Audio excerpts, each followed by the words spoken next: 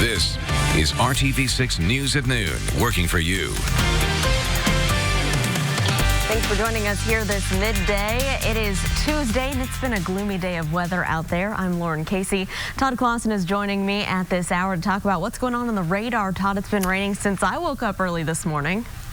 Yeah, you know, the steady rain moved in this morning, Lauren. It's kind of tapered off a little bit here this afternoon. We've gotten into some dry hours in some places, but not everywhere. But we all still are dealing with those chilly temperatures and also the cloud cover that is in place. We'll do a little tour on Storm Team 6 radar for you and show you where the rain showers are most prevalent across the area. And right now, that is in northern locations. That's where the showers, albeit, are still very, very light, but moving from Lafayette over towards Peru as well as Kokomo.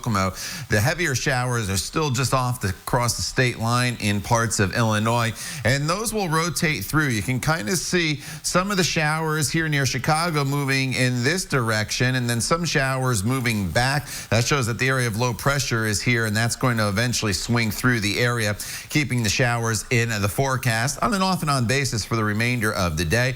We're in the 40s right now in most locations, a couple 50s out there, but everybody's going to hold pretty much steady, if not drop a few degrees this afternoon with those cloudy skies, those breezy conditions. And by the time we get to about 6, 7 o'clock, we're looking at temperatures right around 45 degrees. So if you do get an opportunity with some dry weather to maybe get outside for a walk, you're going to have to definitely bundle up, because when you factor in the wind, Lauren, those 40s feel more like the upper 30s.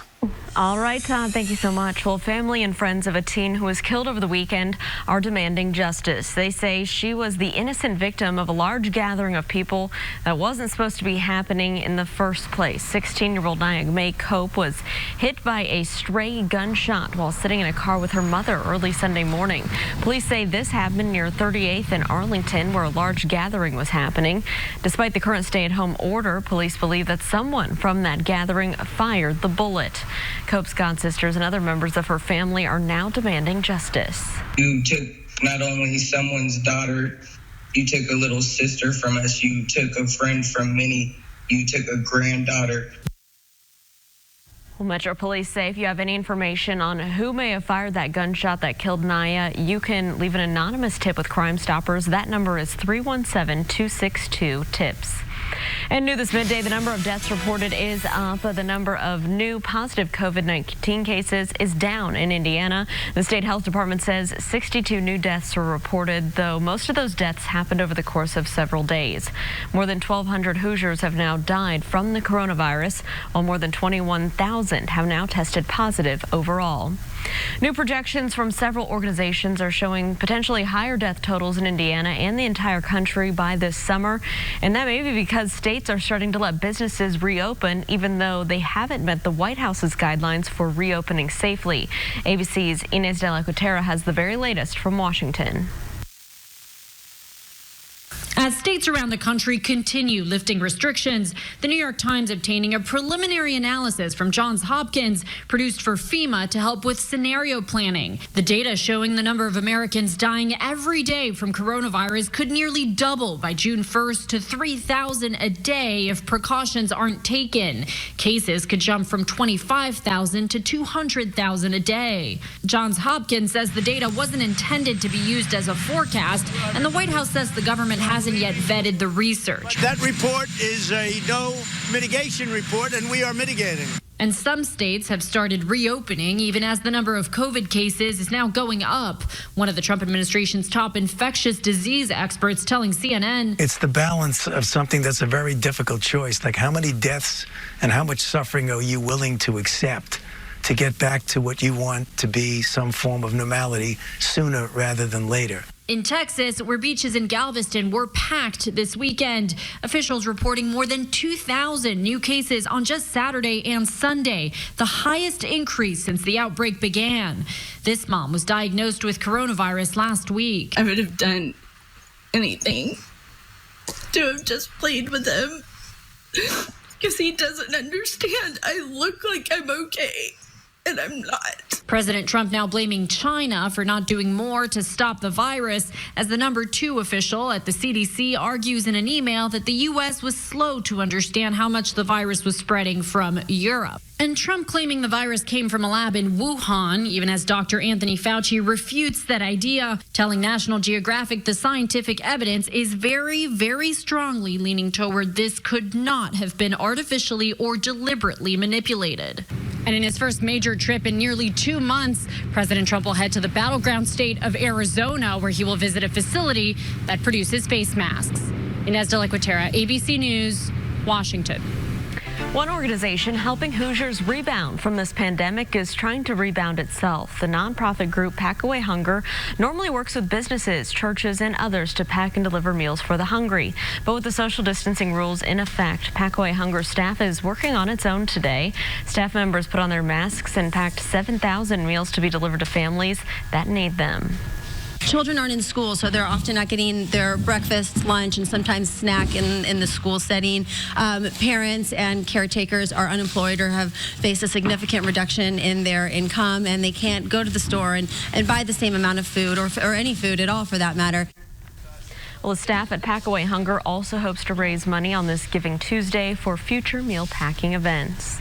Are you among the Hoosiers having trouble with the unemployment system? We've heard from some who've been waiting to get their benefits for weeks now. Arlie and Sean Arnold are struggling now that Sean is temporarily laid off from his job at Richway Fasteners in Columbus. Also, Kelly Weldy is waiting for unemployment benefits after her employer let her go. All of them say they're getting error messages from the state's unemployment website. Very, very aggravating. Like I said, I have 5 claim vouchers in there and 0 payment. Financially, it's killing me. If I'm doing something wrong, they need to tell me, but they're not. And we've sent every pay stub that we can think of to send them. Well, it turns out there's a problem with Sean's deductible income, and he's not the only one with that problem. If you're receiving some sort of income from your employer, we've got to factor that into how your unemployment benefits work. The Department of Workforce Development says the error is so common, they've actually created a video to show you why you may be getting that message. You can find more resources on unemployment and other issues by visiting our website, theindychannel.com/rebound. Today is Giving Tuesday, and one of our favorites is an IndyCar is giving back in a really big way. Next, how he and his family are an important healthcare providers reach for the winning circle. Todd. And Lauren, it's hard to believe that on Saturday we were talking about temperatures in the lower 80s just a few days ago, and here we are in the 40s. And this chill's going to stick around for a good chunk of the week. This warmer air doesn't really head our way towards Friday, and that's just briefly making an appearance. We'll talk all about it in your Storm Team 6 forecast. You're watching the news at noon right here on RTV6.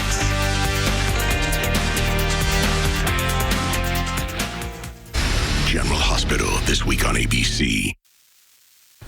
Riley Hospital for Children has thousands of sick kids in the Hoosier State every single year, and so chances are you know a Riley kid, and that includes IndyCar driver Tony Kanaan. Sports director Dave First shows us how Tony and his wife Lauren are helping Riley race towards a successful new fund.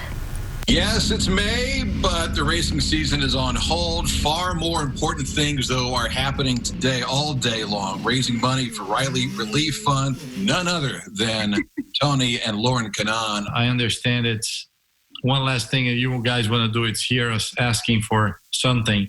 But what Riley is doing right now, you have no idea how many families they're helping that actually got affected by the COVID-19. Parents that lost their jobs and they have their kids in the hospital, and the Riley Fund is even helping them personally.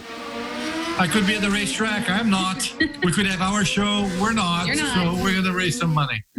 Up early in the morning, going to midnight. We just want to make sure Riley is on the radar of people who are willing to help and are willing to give.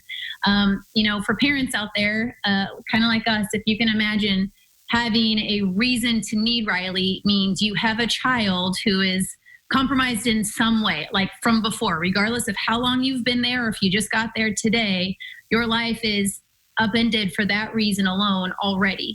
And you guys personally have been involved with Riley for a number of years now, a couple of years, right? Max came to the picture. Our son needed it. And I can't get tired of saying I've never met a kid that actually asks to go to the hospital like he does. His experience there was so good, and it was so great, and he had to have surgery. We have great partners that actually going to match the first $10,000. They're going to double. Triple. That one's triple. Here we go. There you go. So, I mean, for us, it's really, it's a mission. And then I understand that there are many of other people needing many other things. The world is big. The population is huge. So if we all do a little bit for everybody, we'll be fine. So RileyKids.org /relief. RileyKids.org/relief. There it is. Great to see you guys. It's the month of May. Love the pictures of Max, too, the whole family as well. Good luck with this all day long. We'll be paying attention, okay? Thanks, Dee. Thanks, Dave. Be safe. All right, Dave, thank you so much. Well, several small businesses are getting federal help during this pandemic, but some are saying they're still waiting and they're running out of time. Next, a shopping center on the east side and how it's trying to hang on through this crisis. And let's take a live look outside right now on this Tuesday or lunch hour. This is a view from our Weather Now camera downtown. View to the north at the clouds. It is a gloomy day, and Todd Clausen is breaking down our forecast. The change you will notice are the cooler temperatures out there. He'll tell us when it's going to warm up. We'll be right back after this short break. Call the number on your screen. And welcome back. A small business owner tells us he isn't getting the help that other businesses seem to be getting during this pandemic. Our Cameron Riddle takes us over to the east side, where some say the money is going out while virtually none is coming in. The parking lot of the W Street Shopping Center is pretty much a ghost town. Pretty empty. There's I think your car, my car, and maybe one other one. No cars outside means there's no shoppers inside. And that's bad news for shopping mall owner Caleb Paddock. That is a pretty large problem for us, unfortunately. As a shopping center, you kind of like to have customers shopping. We first introduced you to Paddock in late 2019 as he remodeled the former flea market on the corner of Washington Street and Post Road. After our story aired, units inside the shopping center were quickly claimed by small business owners. But not 3 months after the grand opening, 26 of the 27 stores inside the shopping center are now shut down as non-essential businesses were forced to close. So the CBD store is considered a pharmacy, and so they are allowed to be open, which I'm obviously very happy for that owner that he's able to continue to make money, but that also has made it more difficult because I have to have my HVAC on, all my lights on, I still have to be here all day. My bills have essentially not changed at all, and the income has drastically shifted, unfortunately. With utilities and the building's mortgage, Paddock is paying more than $8,000 a month, but his main source of income, the rent from his 27 tenants, has dried up. And I got hair and nail salons, I got barbershops, I got things that can't open. The state has been very specific. They have they can't do cuts out in the parking lot, so it makes it really difficult for me to push to get rent. Federal money intended to help pay employees through the shutdown does this owner and operator no good. I don't have any employees. I'm basically a one-man show. Paddock says you name the loan, he's applied for it. But that's been difficult for a business that wasn't open a year ago. All of the loans are based on the income that you made or declared last year, and our business didn't declare any last year, so I wasn't eligible for any of the loans. For now, Paddock is left hoping that the community will return and support the business owners inside his shopping center when the stay-at-home order is lifted. If I fail, if it was a normal business and I fail, it's my family, it's me, those kinds of things. But when you're a landlord of a shopping center, I have 27 different families that are relying on me to be able to keep these doors open, and that weight is a lot to carry. On the east side, Cameron Riddle, RTV6. Cameron, thank you. Well, with thousands of Hoosiers facing unemployment and struggling to make ends meet during this coronavirus pandemic, RTV6 is working to make sure that you get the help you need. Rebound Indiana is connecting you to experts who want to help you make it to the other side of this crisis. Seek out help. If they need help, don't think you have to go through a crisis alone. Legal services and the clinic, we're here for you if you have legal needs. Obviously, the demand is going to be high, and we need your patience when you reach out to us, but we want to be as responsive as we can be. Well, we hope that you'll join RTV6 in the Neighborhood Christian Legal Clinic for a virtual town hall. It's set for tomorrow night. You can watch live and ask questions through the RTV6 Facebook page. Attorneys will be ready to answer your questions about unemployment, eviction, debt, and more. That's tomorrow at 7:30 only on the RTV6 Facebook page. We hope to see you there. All right, something that we're hoping will rebound here, Todd, are our temperatures in central Indiana. It is Cinco de Mayo, and it doesn't feel like May out there. No, not at all, Lauren. The good news is today is the coolest day that we have, for at least for high temperatures in our 7-day planning forecast. That said, it is May. We shouldn't be this cold. Normally our high should be up right around 70 degrees, not in the 40s. Take a look at our radar picture, and it's a lot more quiet now than it was just a little while ago. We still have some scattered showers that are moving through northern portions of central Indiana, and they're all very, very light. That's the good news. And as we expand out, you can see this rain extends all the way back into portions of Iowa. This is where we find the actual area of low pressure, and this area of low pressure is going to swing through the state, keeping the showers in the forecast here throughout the course of the afternoon. But here are some of those showers in central Indiana as they rotate through. They're just very light from Monticello to Kokomo over towards Peru and into the Marion area. So the rain is obviously one issue that we're dealing with on this Tuesday, and TrueCast shows that these spotty showers mainly confine themselves, I think, to the northern portion of central Indiana throughout the afternoon and evening before they fade away during the overnight hours. So the further south you are, I think you're in at least a little better shape as far as the rain situation goes, but not the temperature situation. No matter where you are across central Indiana, we are dealing with this chilly air. 47 in Bloomington right now, as well as Greenfield, 48 in Bedford. Peru's at 45 degrees. And the problem is the wind is out of the northeast. And anytime you have a northerly component to the wind, especially this time of year, it's very tough to warm the temperatures. So we have that northerly component, and the winds are a little bit gusty out there. It's not enough to cause any damage, but it's enough to make these temperatures for the next 12 hours, which will feel like they're in the 40s, feel more like the upper 30s to low 40s. So it puts a chill in the air. There's no doubt about that. But once we get the sunshine back, which should be about midday tomorrow, the temperatures really respond. So it's a cloudy start to our Wednesday, but we warm to near 60 in the afternoon with sunshine. Just got to be patient for those clouds to move out. Thursday is the best day that we have in our extended forecast. We're back a little closer to normal. It's dry, it's sunny, but then another front comes through on Friday with another round of showers. Saturday morning down to 34 in the city, 20s maybe in the outlying areas, frost a possibility, and then for Mother's Day up to 60 degrees with a few spotty showers. So definitely temperatures will remain below normal, but there'll be a few spikes with sunshine, Lauren, here and there over the course of the next few days. We just got to be patient. It does look like this weather pattern will turn the middle of next week, and we'll get back to more normal conditions here across the area. All right, Todd, thank you so much. Well, when we come back here, it is time for our Pet of the Week. So we want you to see Clyde. You could take home Clyde, the senior kitty, and make him part of your forever home and family. That's coming up right here after the break on the news at noon. You're watching RTV6. Tom Wood is open and ready to move you. Welcome back. It is Tuesday, and that means it's time for our Pet of the Week. You could take home Clyde if you want to. Say hello to this kitty. Clyde is 15 years old. He was surrendered back in February, and he's been at a foster home for a few months now, doing really well. He does well with other animals. He likes to roam around a house through his favorite place. He likes to sit on top of the dryer.